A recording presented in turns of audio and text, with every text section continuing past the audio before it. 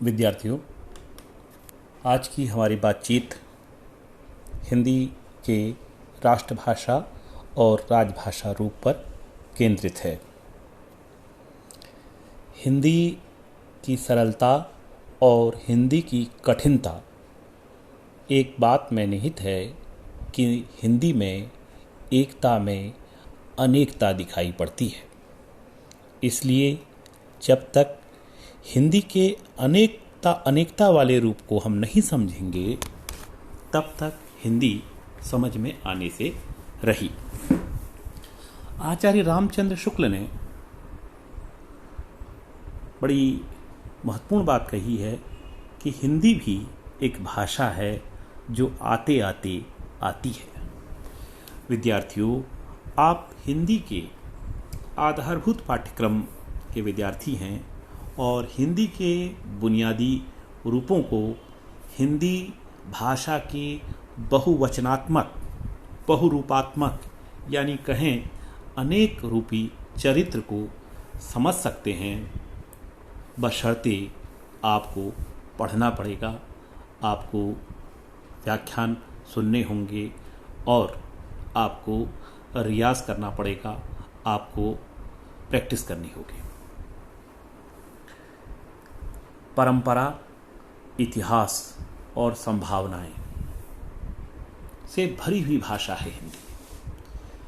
आप देखते होंगे कि हिंदी के बारे में कभी ये कहा जाता है ये बोलचाल की हिंदी है, कभी कहा जाता है ये पत्रकारिता की हिंदी है, कभी कहा जाता है राजभाषा हिंदी, कभी राष्ट्रभाषा हिंदी, कभी प्रयोजनमूलक हिंदी, कभी मानक हिंदी, कभी हिंदी की अलग अलग शैलियों पर बातचीत होती है, कभी पारिभाषिक हिंदी पर बात होती है। कारण क्या है? कारण केवल यह है कि हिंदी की प्रकृति या हिंदी का स्वभाव बहुवचनात्मक है, यानी हिंदी किसी एक बोली विशेष तक सीमित नहीं है। इस बात को मैं अपने व्याख्यानों में बार बार कह रहा हूँ, ध्यान में रखे जाने की ज़रूरत है कि हिंदी किसी एक बोली का नाम किसी एक भाषा तक सीमित नहीं है। हिंदी में अनेक उपभाषाएं हैं, अनेक बोलियां हैं। अलग अलग संदर्भों, अलग अलग कार्यों, अलग अलग ढंगों, अलग अलग क्षेत्रों में एक ही हिंदी अनेक रूपों में प्रयुक्त होती है, व्यवहार में आती है। अलग अलग संदर्भों के कारण ही हिंदी राष्ट्रभाषा भी कहलाई और अलग संदर्भ के कारण राजभाषा। बस हमें इस व्याख्यान में यह समझना होगा वह संदर्भ कौन सा है, वह क्षेत्र कौन सा है। जैसे आप हिंदी भाषी राज्य के निवासी हैं, आप घर में भी हिंदी बोल रहे हैं, अपने कॉलेज में भी हिंदी बोलते हैं, बाजार में भी हिंदी बोलते हैं, लेकिन आपकी ही हिंदी में तीनों क्षेत्रों के अनुसार अलग अलग रूप, अलग अलग शैलियाँ दिखाई देती हैं। आपकी बोलचाल की जो भाषा होती है वह अनौपचारिक होती है, लिखने की भाषा औपचारिकता प्रधान होती है। खैर, हमारी आज की जो चर्चा है वो हिंदी के राष्ट्रभाषा और राजभाषा रूप तक सीमित रहेगी। ये मैंने आपको बताया कि हिंदी का अतीत और हिंदी की संभावनाएं बहुत ज़्यादा हैं। एक समय था, एक दौर था, हिंदी और हिंदी प्रांतों को बीमारू राज्य, बीमारू कहा जाता था। बिहार, मध्य प्रदेश, राजस्थान और उत्तर प्रदेश यानी हिंदी प्रांत के लोगों की जो भाषा है उसके लिए एक अवहेलना, उपहास के लिए बीमारू शब्द का प्रयोग होता था। किंतु आज हिंदी और हिंदी की उपभाषाओं, हिंदी की बोलियां कई क्षेत्रों में इतनी अधिक ताकतवर हो गई हैं कि हिंदी का बीमारू जो लांछन उस पर लगाया गया, अब वो बीमार नहीं है, समृद्ध हो चुकी है, स्वस्थ हो चुकी है और अनेक दिशाओं में दौड़ रही है और उस हिंदी के प्रयोक्ताओं को आर्थिक रूप से भी संपन्न कर रही है, सांस्कृतिक रूप से उसे संपन्न बना रही है। तो ऐसी समृद्ध भाषा में राजभाषा और राष्ट्रभाषा का रूप क्या है, इस पर हम बातचीत करेंगे। भारत में संविधान सभा का गठन हुआ 1947 में।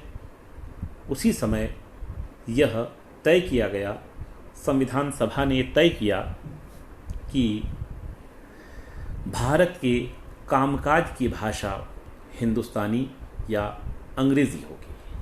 बाद में हिंदुस्तानी के स्थान पर हिंदी शब्द रखा गया। संविधान सभा की 11 से 14 सितंबर 1949 की बैठक में देवनागरी में लिखित हिंदी को राजभाषा स्वीकार किया गया।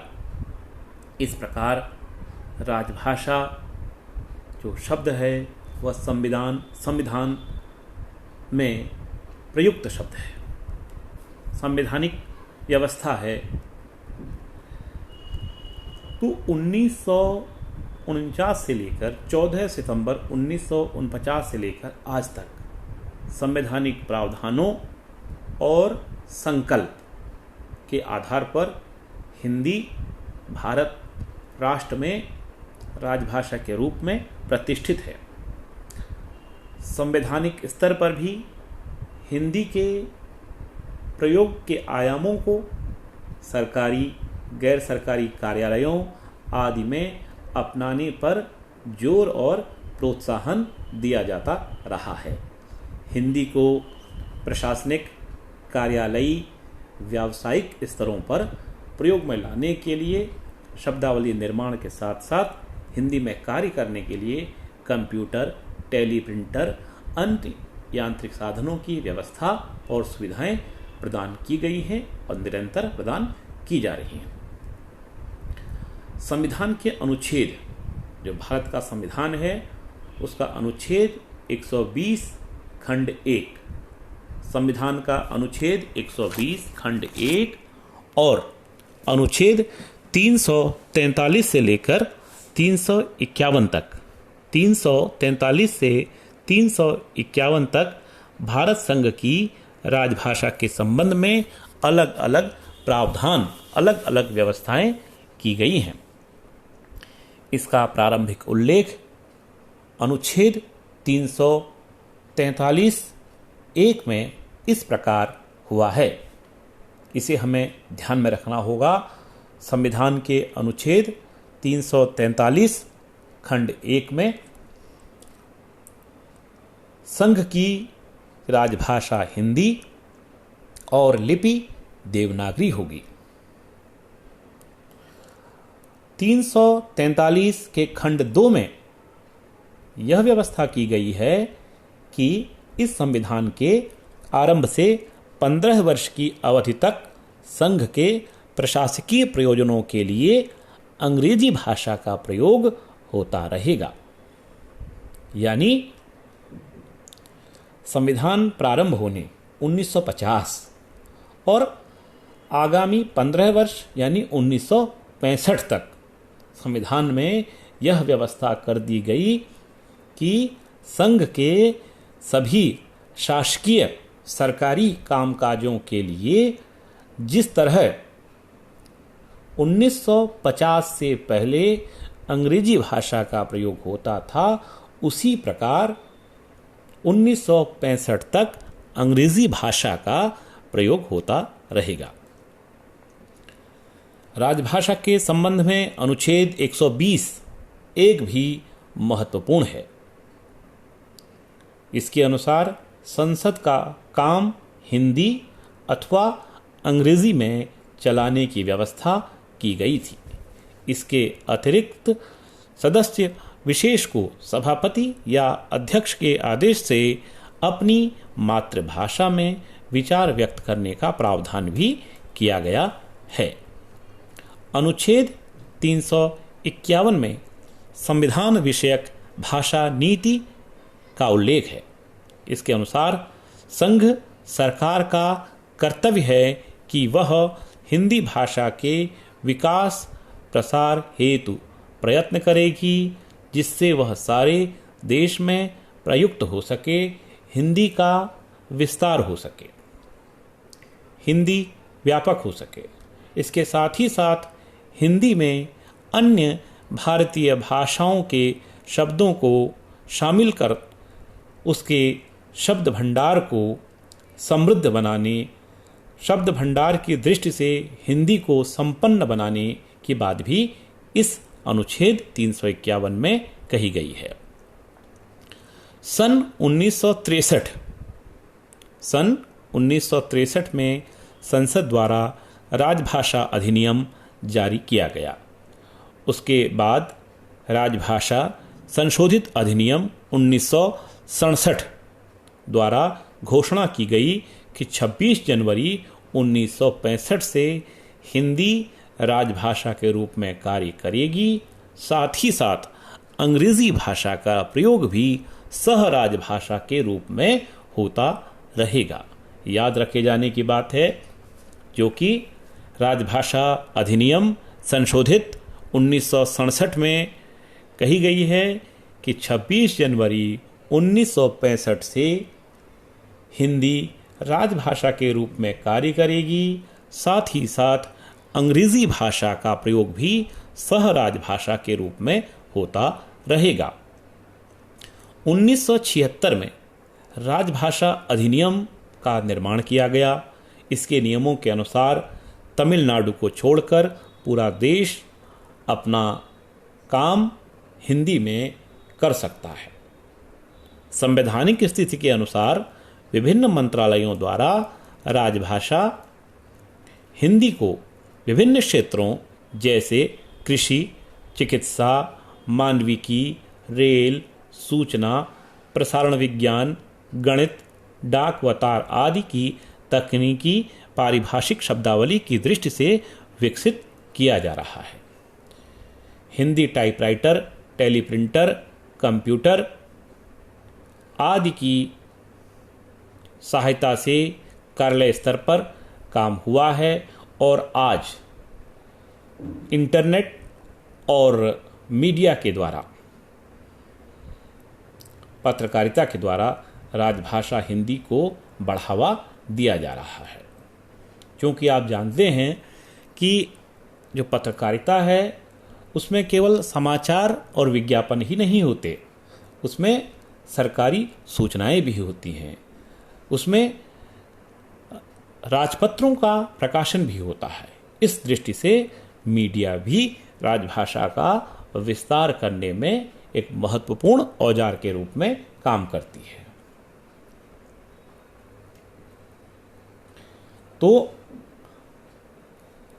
यहाँ 14 सितंबर को भारतवर्ष में इसी कारण सरकारी कामकाजी भाषा यानी राजभाषा के रूप में हिंदी को सम्मान देने, राजभाषा यानी सरकारी कामकाज की भाषा व्यापक भाषा बने, हिंदी राजभाषा के स्तर पर उसका दायरा बहुत छोटा न हो, इसके लिए हिंदी दिवस मनाया जाता है।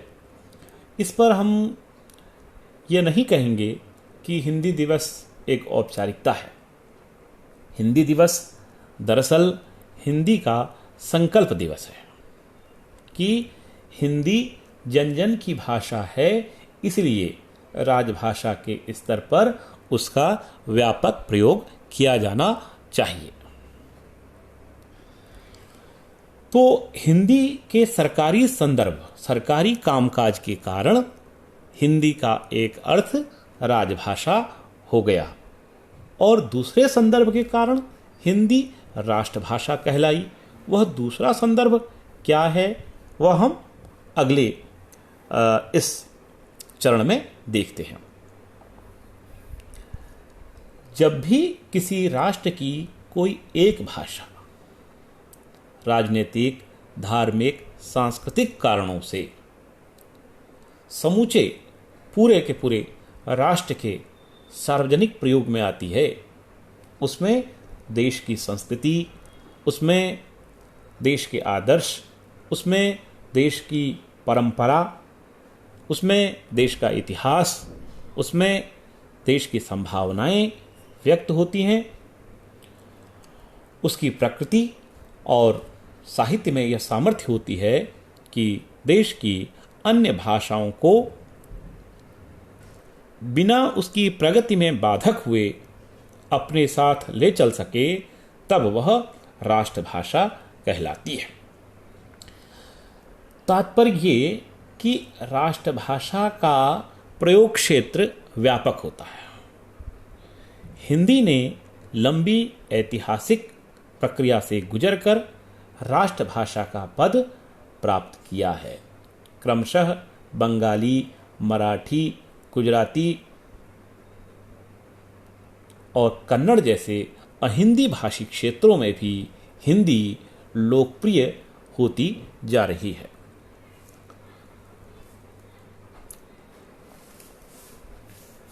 विभिन्न कारणों से, सामाजिक, सांस्कृतिक, व्यापारिक आदि की दृष्टि से, आदि के कारणों से हिंदी भारत में व्यापक स्तर पर प्रयोग में दिखाई देती है। 12वीं-13वीं शताब्दी में यह केवल दिल्ली, मेरठ और उसके आसपास तक सीमित कही गई है। लगभग 600-700 वर्षों तक यह बोली के रूप में प्रचलित रही। इसकी अपेक्षा इसके साथ की अन्य बोलियां जैसे अवधी, ब्रज आदि अधिक विकसित हुई, भाषा के रूप में उच्च साहित्य का माध्यम बनी। मुगल काल में फारसी का प्रभुत्व रहा। अंग्रेजों के शासनकाल में अंग्रेजी का वर्चस्व स्थापित हुआ, लेकिन भारतीय समाज में हिंदी का अत्यंत महत्वपूर्ण स्थान बना रहा। भारत का स्वाधीनता आंदोलन जिस एक प्रमुख भाषा के माध्यम से संभव हो सका, वह हिंदी है। स्वतंत्रता प्राप्ति के बाद संवैधानिक तौर पर हिंदी को राजभाषा का दर्जा दिया गया, क्योंकि यह देश के अधिकांश भागों में बोली और समझी जाती है। भारत में ही नहीं, विदेशों में भी इसके प्रयोगकर्ताओं की संख्या बहुत अधिक है। यही कारण है कि आज मीडिया की हिंदी बहुत समृद्ध हुई है। राष्ट्रभाषा के रूप में हिंदी की अवधारणा राष्ट्रीय आंदोलन के दौरान विकसित हुई। संपूर्ण राष्ट्र को एक सूत्र में, एक धागे में बांधने और अपनी परंपरा, अपनी इतिहास स्मृति को जगाकर आज़ादी प्राप्त करने की प्रेरणा देने के लिए सभी राजनेताओं, विद्वानों व साहित्यकारों ने हिंदी को राष्ट्रभाषा के रूप में स्वीकार किया है। राष्ट्रीय विकास में उस देश की राष्ट्रभाषा के अतिरिक्त वहाँ की राजभाषा का भी विशेष महत्व होता है। दोनों में यह अंतर है कि राष्ट्रभाषा का विकास स्वतः स्फूर्त प्रभावमान होता है, जबकि राजभाषा शासन तंत्र की नीतियों के संयोजन का साधन। राजभाषा प्रशासनिक प्रयोजनों की भाषा होती है, किंतु किसी भाषा को राष्ट्रभाषा का पद जनमानस के व्यवहार के बिना नहीं मिलता। तो जब हम हिंदी को राष्ट्रभाषा कहते हैं भारत में, तो इसका सीधा सीधा तात्पर्य यह है कि हिंदी जनभाषा है, आम जन की भाषा है। तो इस पर हम अपनी बात को विराम देते हैं और आगे आने वाले व्याख्यानों में हम संपर्क भाषा, मानक भाषा और इंटरनेट की हिंदी के बारे में चर्चा करेंगे।